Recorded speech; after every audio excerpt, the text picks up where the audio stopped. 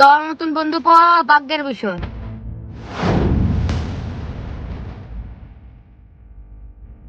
এ কৃষ্ণ, এ মোহাম্মদ, তোরা দুইজন তো হিন্দু মুসলিম। আমরা হিন্দু আর মুসলিম দিকে কি আমাদের বন্ধুত্ব হতে পারে না? আমরা হিন্দু মুসলিম দেখে বন্ধুত্ব করি না, আমরা বন্ধুত্ব করি মন থেকে। চা তোরা দুই বন্ধু আড্ডা দে, আমি যাই।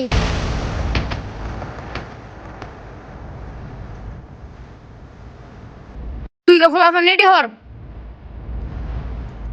যত টাকা লাগে টাকা দিব, ঠিক আছে ফুলাফান রেডি কর। ও যেমন আমার ভালো বন্ধু হয়ে আমার সাথে বেমানি করছে, ওকে দুনিয়া থেকে সরিয়ে দেব।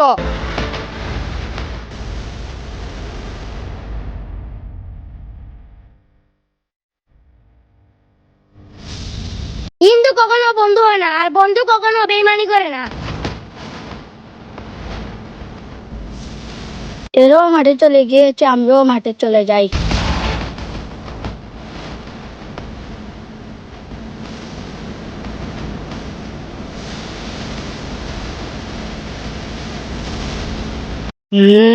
দিন শেষে আমি সাকসেস।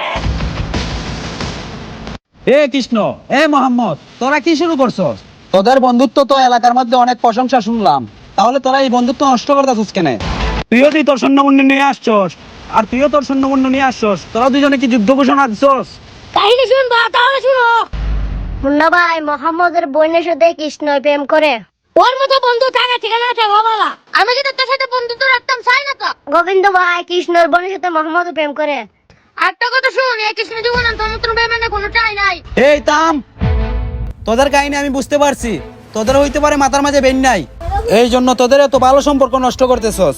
আর একটা কথা শুন, তোদের মাঝে জামালা লাগাই দিছে কে জানোস? সিয়ামে, তোরা দুজন আগে মিল। আরে আমি তো ধরে গেছি, আমার আসল রূপে আমি চলে যেতে হবে। আমি হলো শয়তান ইবলিস। আমি সে আমের রূপ ধরে কৃষ্ণ আর মোহাম্মদের বন্ধুত্ব নষ্ট করেছি।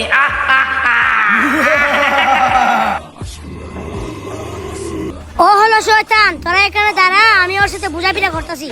আউযু বিল্লাহি মিনাশ শাইতানির রাজিম, বিসমিল্লাহির রহমানির রহিম।